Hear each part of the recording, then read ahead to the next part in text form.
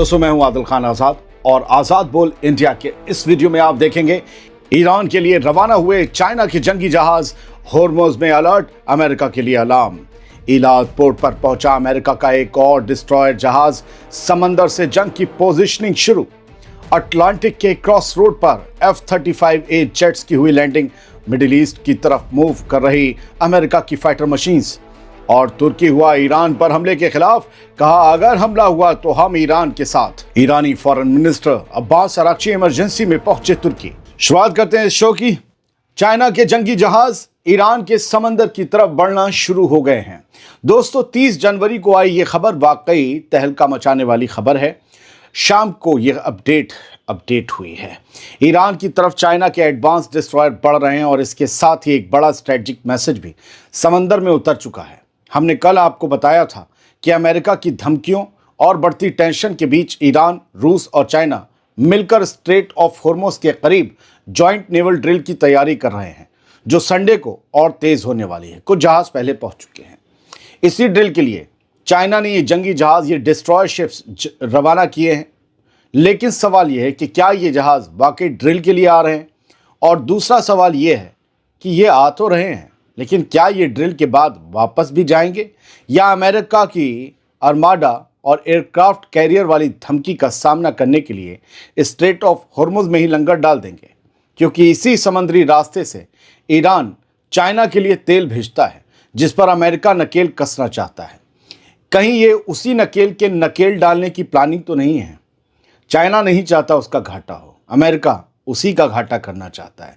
Venezuela में जो कुछ भी हुआ वो चोट भी चाइना को थी। ईरान में जो कुछ हो रहा है वो चोट भी चाइना को है।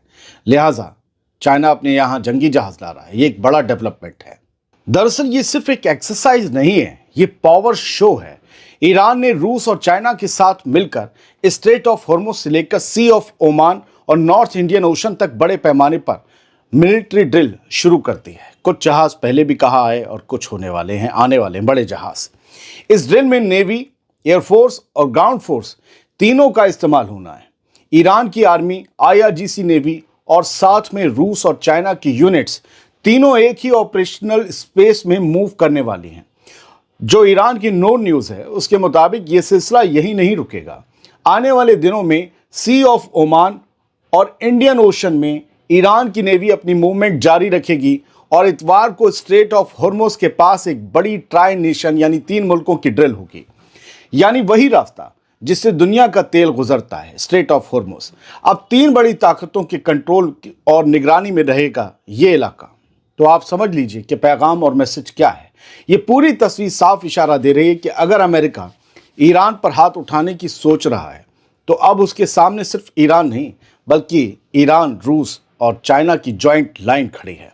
चाइना के जहाज़ों का ईरानी पानी की तरफ बढ़ना सिर्फ सपोर्ट नहीं है, ये वार्निंग है कि इस रीजन में कोई भी गलत कदम अब लोकल नहीं रहेगा बल्कि वो ग्लोबल एक्शन बन जाएगा। सवाल सीधा है, जब होर्मुज में 3 ताकतें एक साथ उतर चुकी हों तब क्या कोई वाकई 2 घंटे की जंग का ख्वाब देख सकता है? या फिर ये ड्रिल उसी गिरते हुए घमंड की आवाज़ है जो टकराने से पहले टूटने लगता है? आप समझ रहे हैं ना मैं क्या कह रहा हूं?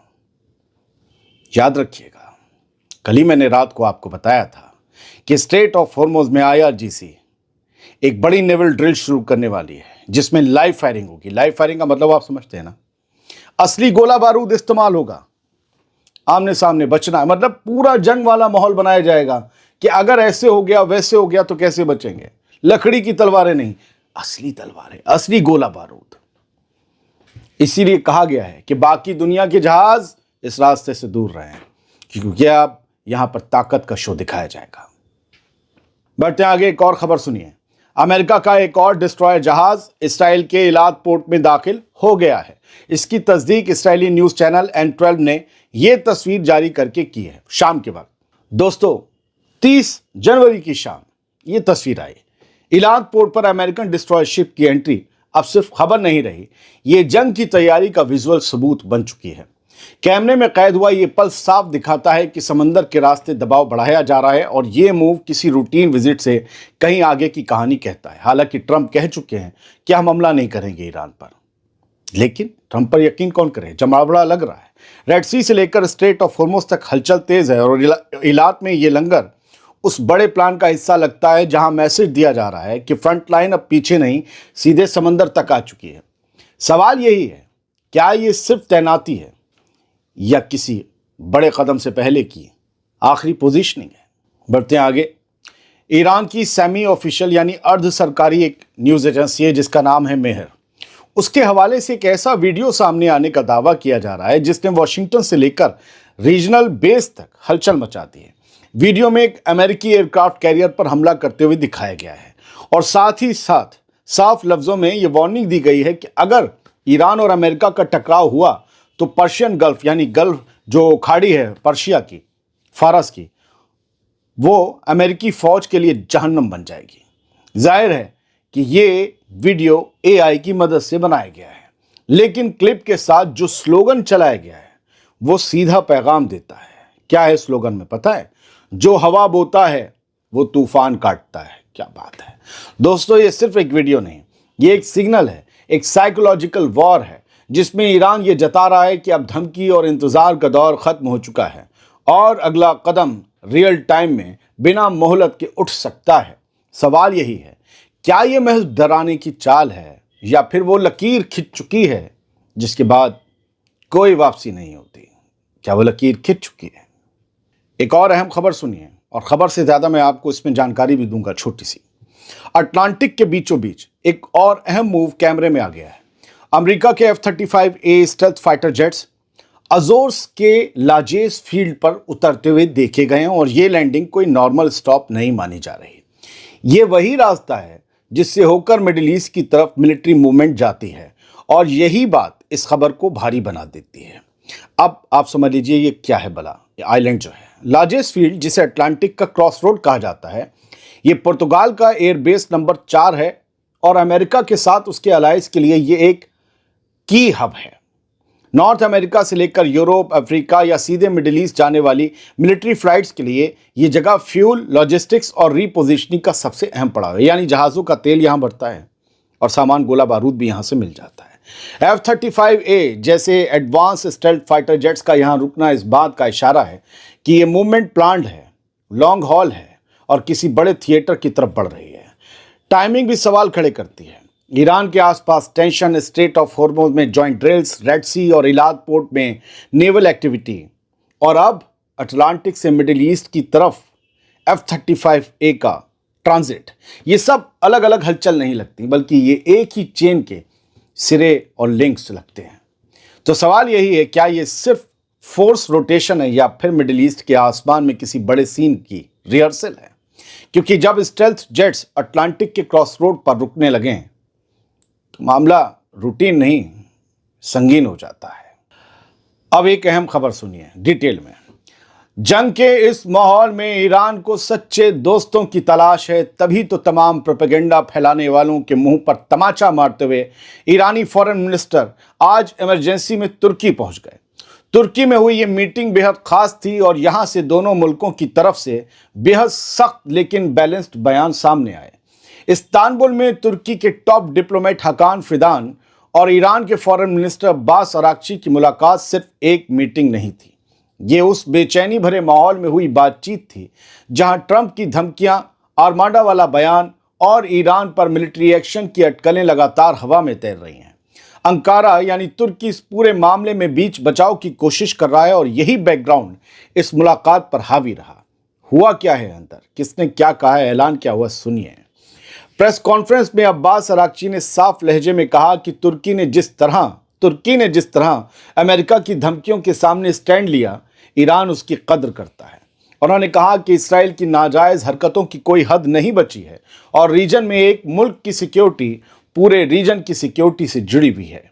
अराक्ची ने दो टूक कहा कि ईरान हर उस डिस्कशन में शामिल होने को तैयार है जो वाकई मतलब की हो, लेकिन अमेरिका का मिलिट्री अटैक कोई ऑप्शन नहीं है। साथ ही IRGC को यूरोपीय यूनियन की तरफ से टेररिस्ट ऑर्गेनाइजेशन डिक्लेयर करने को अब्बास अराक्ची ने एक स्ट्रेटजिक गलती बताया और साफ कहा कि फिलहाल अमेरिका के ऑफिशियल से किसी मीटिंग का कोई प्लान नहीं है। तुर्की वो गए, शाम में मीटिंग की खबर आई है। तुर्की के फॉरेन मिनिस्टर हकान फिदान ने जो कहा सुनिए। प्रेस के सामने ईरानी आवाम के साथ उन्होंने हमदर्दी जताते हुए कहा कि दंगों में मारे गए ईरानियों को हम ताज़ियत पेश करते हैं। फिदान ने साफ कहा कि तुर्की ईरान के खिलाफ किसी भी तरह के मिलिट्री हमले की मुखालफत करता है। उनके मुताबिक मिलिट्री एक्शन ईरान के मसले का हल नहीं है, बल्कि ऐसा कदम पूरे रीजन को और ज़्यादा इंस्टेबल अस्थिर कर सकता है। हक्कान फिदान ने यहाँ तक कहा कि अगर फ्यूचर में ईरान पर कोई हमला होता है तो तुर्की ईरान के साथ खड़ा रहेगा।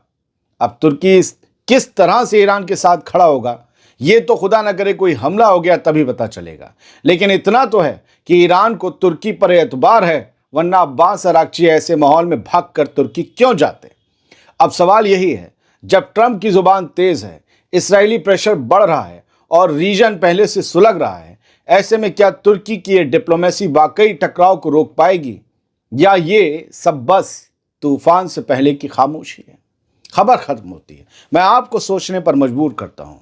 वो लोग जो कमरे में बैठे हुए हैं, ये गद्दार वो गद्दार, तुर्की सऊदी गद्दार, ये भाग भाग के ईरान का फॉरेन मिनिस्टर बेवकूफ़ है जो जा रहा है इस माहौल में अंकारा तुर्की। आप सब समझदार, वो सब आप नहीं, आप तो हैं समझदार, 1-2% वो लोग समझदार हैं जो एजेंडा प्रोपेगेंडा चलाते हैं कि तुर्की गद्दार है, या आप अब्बास अराक्ची से ज़्यादा समझदार हैं, ईरान की हुकूमत से ज़्यादा समझदार हैं। क्यों गए ये? क्योंकि इन्हें पता है दोस्त चाहिए, क्योंकि इन्हें पता है, तुर्की भी जानता है कि ईरान ज़ेर होगा, फिर तुर्की ज़ेर होगा, फिर सब। डर नहीं लग रहा है, फिक्र तो ईरान को भी। और कोई ये कह दे कि ईरान ये कर देगा वो कर देगा, भाई हकीकत पहचानो।